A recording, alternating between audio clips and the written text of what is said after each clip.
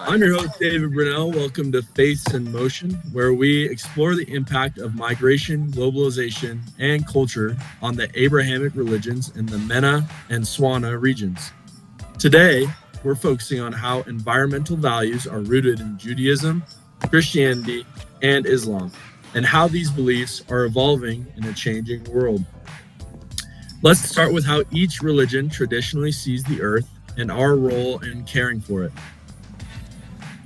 Let's start off with Judaism.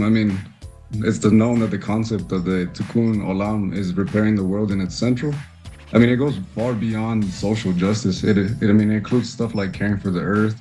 In Genesis, Adam is placed in the garden to work and protect it, which develops not denomination. Judaism in MENA region, like others, like MENA in Iraq, historically practiced sustainable agriculture within the religion itself. Nationally found, it promotes reforestation and water tech in Israel, showing other places and showing environmental values that persist throughout the religion itself. So for Christianity, I feel like it has a lot of the same kind of ideas as Judaism, but there's also this added element of that humans have dominion over their environment, because of Genesis and stuff like that. But along with that comes an idea of stewardship, that we were put on the earth to take care of all of God's creations. So that responsibility falls on us, even though it was like the earth was given to us. And then for Arab Christians in places like Lebanon or Palestine, the land is tied a lot to identity. So things like deforestation, displacement, climate change, they threaten not just land, but cultural roots of communities. Something else of note is that Pope Francis's encyclical, one of them calls climate change a moral issue, one of justice and care for the poor. All right. So for Islam, I found that it has deep roots to the environment, and the Quran even mentions this, constantly saying stuff about plants, water, and animals, and preaching a balance between man and nature. It makes a point that humans are really stewards to the earth and not owners. And I read in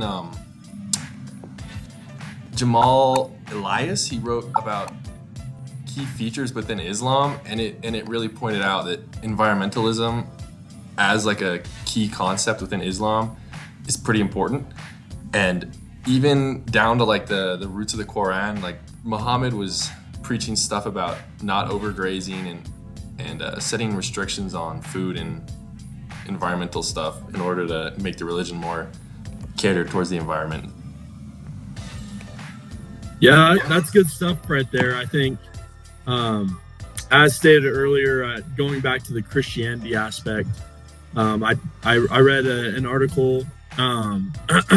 Read an article by Amanda Williams, where she kind of talks about how Christianity as a faith is progressing, and definitely emphasizes that stewardship as well, and that we are God's creation, and our responsibility is to take care of what He has created. But going into kind of another section here, more on globalization, migration, and environmental justice, I have a question for all of you.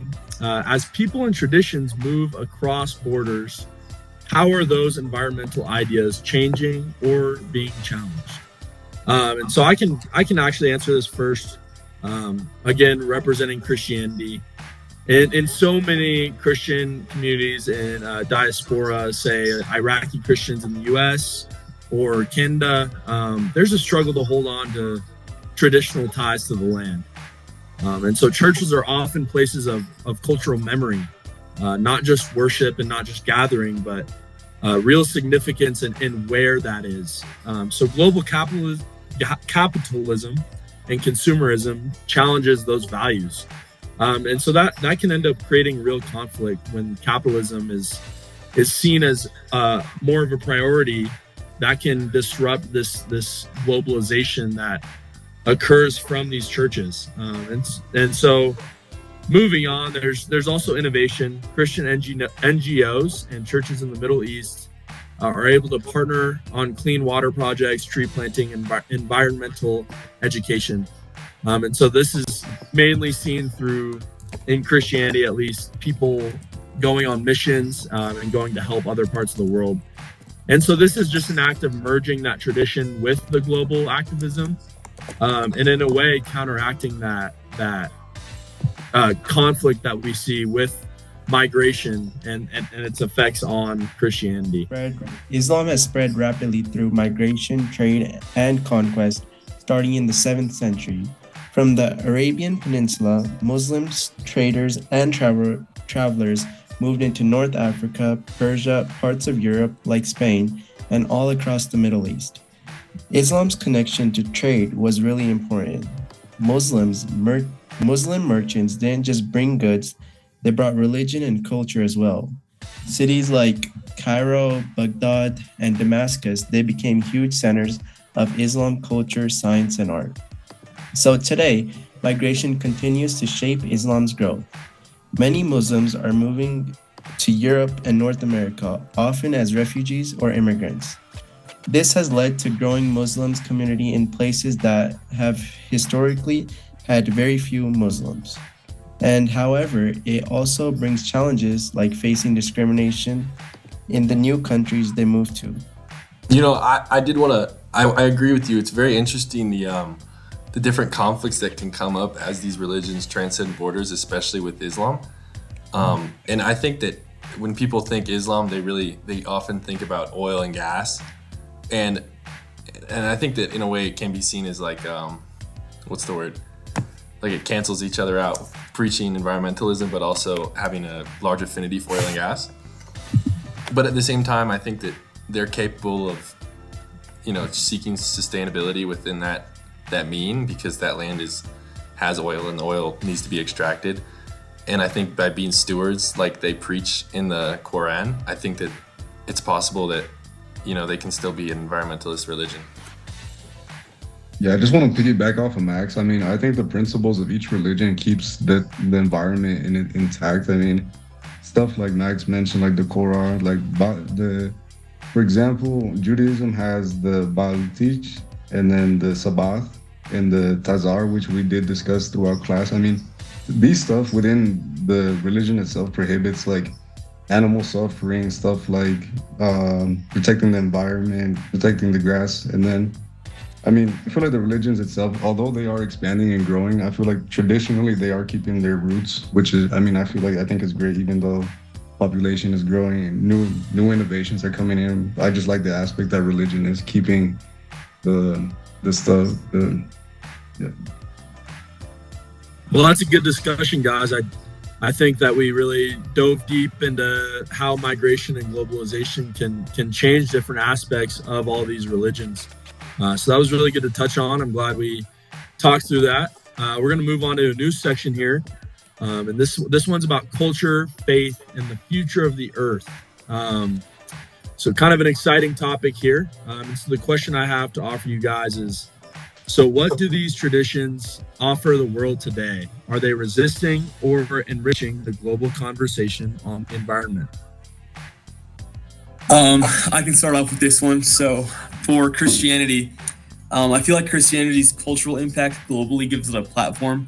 I think it's still the biggest religion in the world.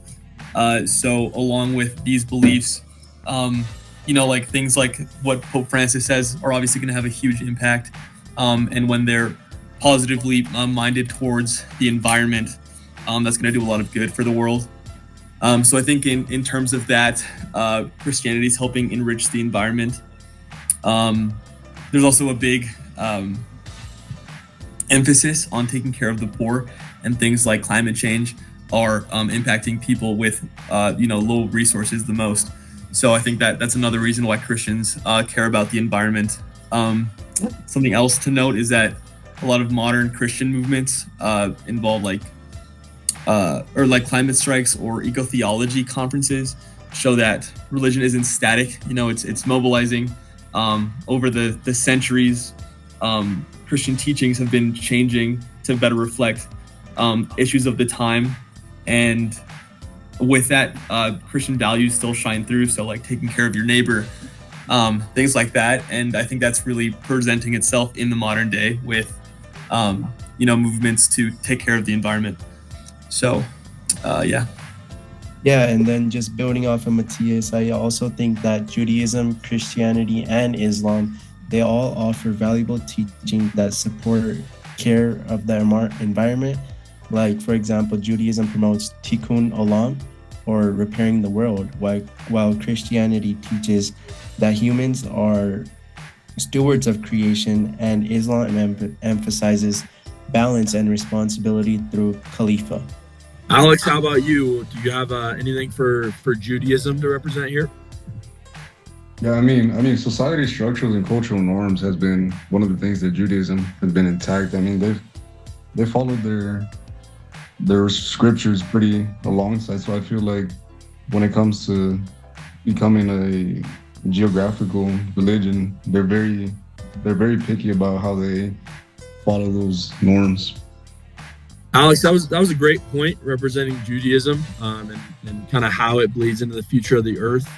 I have another point to kind of piggyback on what Matthias was saying about Christianity, and it actually comes from Adam Phillips in his report here, Has Christianity Changed? And he talks about kind of the beginning of the religion, and says that something that it was initiated on was the principles of things such as love, compassion, and forgiveness.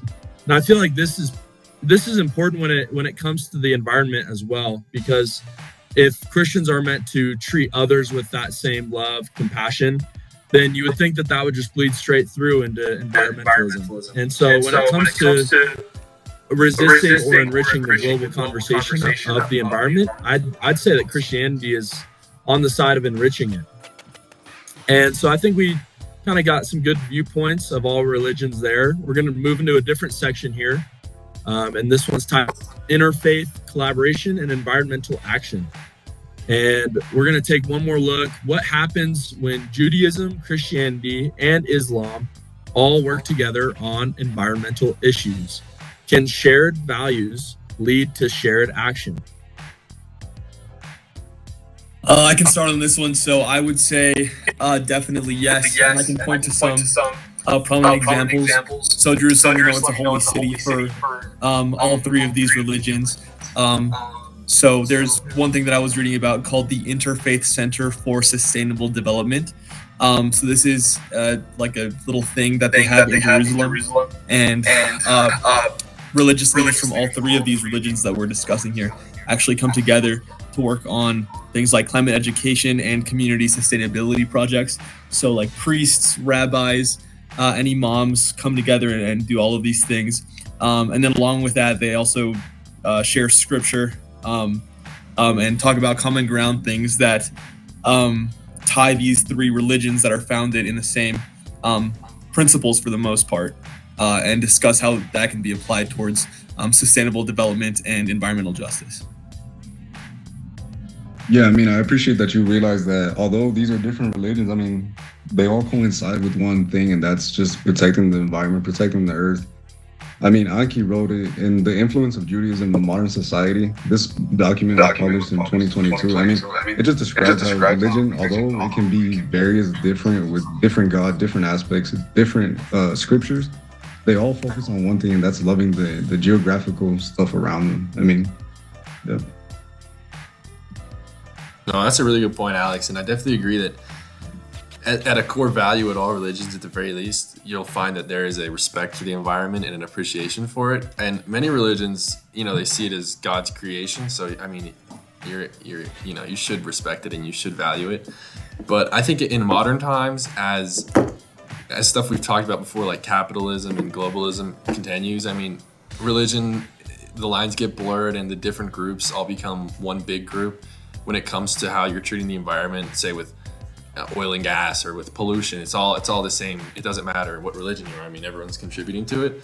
And I think the cooperation that's occurring between all the three groups is a good point about how religion can work to, enforce its values of environmentalism. Yeah, and so just building off of Max and Islam, it says the Quran teaches us to cooperate in righteousness and piety. And I think that really fits with what interfaith work is all about. When young people from different religions come together to do something like plant trees, for example, It's more than just a nice gesture, it's a meaningful act, spiritually, culturally, and even politically. It shows how climate justice can be rooted in our shared values and heritage across faiths. And while migration and globalization challenge the traditions in these religions, they can also create new spaces for collaboration and growth and change, which is really an exciting thing and something that should be focused on more so. The earth is shared. Our stories remind us that faith and culture aren't obstacles to sustainability, but they might just be the roots and the tools that we need to grow a better world. Thank you for joining us here on Faiths in Motion. Until next time, take care of each other and the earth.